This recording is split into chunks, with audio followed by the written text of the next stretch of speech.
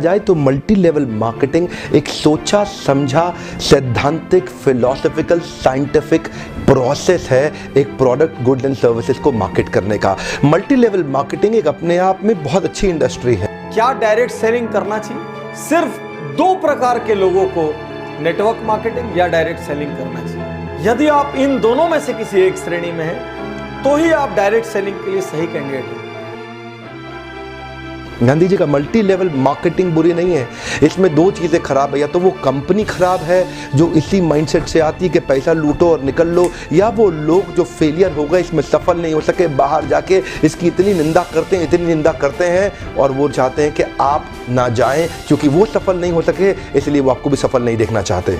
आगे बढ़ने की तरीके सिंपल हैं, घुमावदार नहीं है। सिंपल तरीके समझना मुश्किल होता है। बस अगर आप पैसा कमाना चाहते हैं तो किसी ऐसे आदमी की तरफ देखिए जो पैसा कमा रहा हो और वो करिए जो वो कर रहा हो। एक दिन आपके पास भी वही संपन्नता होगी। मल्टी लेवल मार्केटिंग के अंदर आप सफल हो या ना हो, लेकिन अगर वहां पे ट्रेनिंग अच्छी हो रही है आपकी, वहां पे लोग अच्छे हैं, उसकी फिलॉसफी उसकी रूट्स बड़ी कैरेक्टर पे आधारित है, मोरालिटी पे आधारित है, वहां पे honesty integrity character principles values ethics in पे बड़ा फोकस दिया जा रहा है, तो अगर आप विफल भी होगा तो भी कोई बात नहीं, आपको नेटवर्क मार्केटिंग जरूर ज्वाइन करना चाहिए क्योंकि ये आपकी डेवलपमेंट में बड़ा फोकस करेगा। इनफैक्ट अगर मेरी अपनी संतान होगी मैं उसको भी नेटवर्क मार्केटिंग में कम से कम कुछ समय के लिए जरूर भेजूंगा क्योंकि इससे इतना डेवलपमेंट हो जाता है जहां पे पीपल अच्छा हो और फिलॉसफी अच्छा हो, उन लोगों के बीच में आपका अपना ग्रोथ बहुत हो जाएगा। आप सफल हो या ना हो कोई समस्या नहीं है। मैं पिछले 12 साल में जानता हूं ऐसे ऐसे लोगों को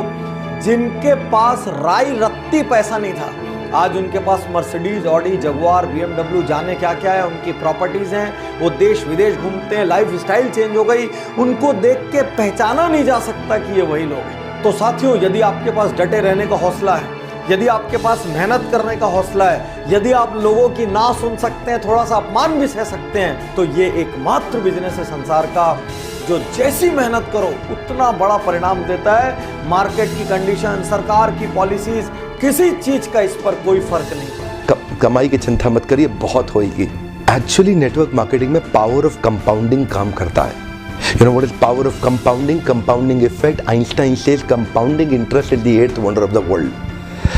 अगर आप दो उदाहरण लीजिए, अनाज की खेती कर लें या आम का खेत बनाएं।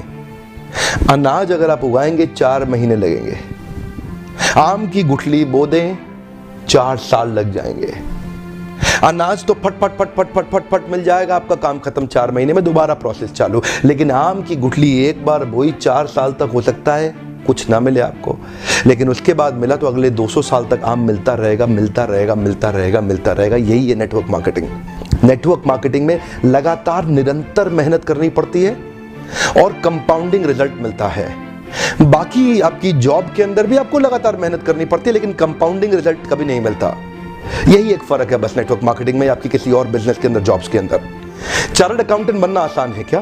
कंपनी सेक्रेटरी बनना आसान है क्या? IAS ऑफिसर बनना आसान है क्या? आप IIT JEE की तैयारी कर रहे हैं, बहुत आसान लगता है क्या आपको? आप एम्स मेडिकल इंजीनियरिंग कॉलेजेस की इतने एग्जामिनेशन की तैयारी हो रही है, इंटरनेशनल मैनेजमेंट कॉलेज, आसान है क्या?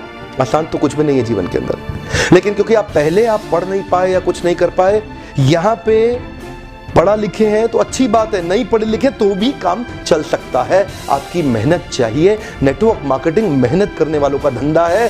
अब आप ये कहोगे कि बिजनेस कैसे?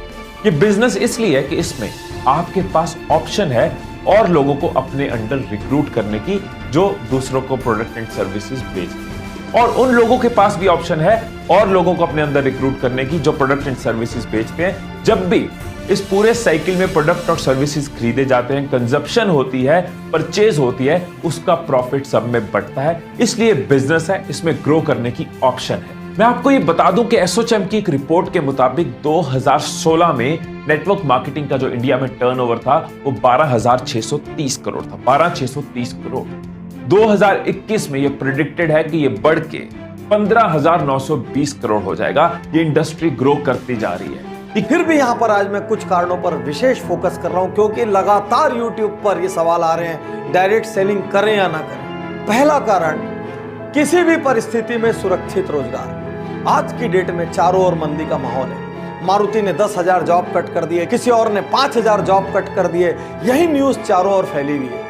इन सब के बीच भी आज एक डायरेक्ट सेलिंग करने वाले व्यक्ति का, नेटवर्कर का आज व्यवसाय सुरक्षित है, रोजगार सुरक्षित है, क्योंकि वो किसी एक कंपनी में एक जगह में बंद के काम नहीं कर रहा है। वो पूरी दुनिया घूम सकता है, कहीं से भी कहीं व्यापार को फैला सकता है। इसलिए अमूमन आप पर मंदी का सीधा असर नहीं होता।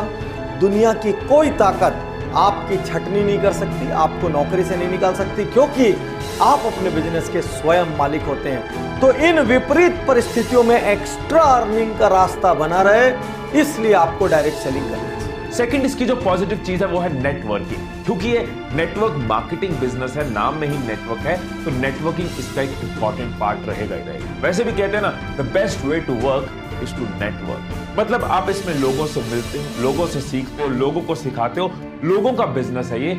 वैसे भी ह्यूमन टच की इंपॉर्टेंस हमेशा रहेगी रहेगी। कितने भी डिजिटल हो जाएं, ये दुनिया ह्यूमन से ही चलती है, और वो मौका, वो अपॉर्चुनिटी आपको ये बिजनेस देती है। तीसरा कारण, न्यूनतम लागत असीमित लाभ। कौन सा बिजनेस ऐसा है दुनिया में जिसमें 1,000, 2,000, 5,000 की लागत में आप लाखों कमा सकते हैं, जिसमें आप करोड़ों कमा सकते हैं। एक छोटा सा पान ठेला भी खोलना हो तो 2-3 लाख रुपए का खर्च लगता है। दिन में 15-15 घंटे बैठे रहना पड़ता है, पुलिस को संभालना पड़ता है, 100 चक्कर एक छोटी सी दुकान वाले। चौथा कारण, उम्र, जात पात, शिक्षा, कोई बंधन बड़ा नहीं। पहली बार कैमरा के सामने आकर के मैं नेटवर्क मार्केटिंग के फेवर में खुल के समर्थन में आया हूं। अगर आप विफल हो जाए ना तो भी कोई बात नहीं, उम्र की शुरुआत के समय में किसी एक अच्छी कंपनी को पकड़ के MLM जरूर ज्वाइन कर लो। विफल होने में भी कोई समस्या नहीं, क्योंकि वहां पे लर्निंग आपके लिए बहुत हो जाएगी। ये इंडस्ट्री आपको अंदर से ताकतवर बना देगी, जिंदगी में कहीं भी जाओगे उसका लाभ प्राप्त करोगे।